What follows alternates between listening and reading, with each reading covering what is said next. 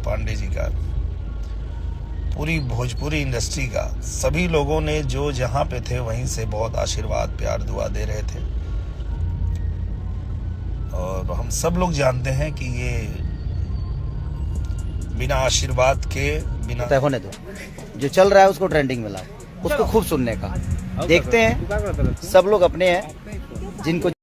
दोस्तों आप सभी लोग का बहुत बहुत स्वागत है भोजपुरी ब्लेंड में, क्योंकि आप देख रहे हैं खेसारी लाल यादव की बारिश सॉन्ग की शूटिंग के, क्योंकि इनकी जो सॉन्ग है रिलीज हो चुका है। आप देख रहे हैं कि इनके साथ सभी लोग मौज मस्ती कर रहे हैं, क्योंकि जो इनका गाना है विदेशों में लॉन्च किया गया है, जो कि इसका टीजर लॉन्च कर दिया गया है बारिश का, जो कि आप ऑफिशियल टीजर आप देख सकते हैं। जैसा कि हालांकि आप वीडियो में देख सकते हैं, खेसारी जी शूटिंग के दौरान बहुत ही इमोशनल हो गए थे।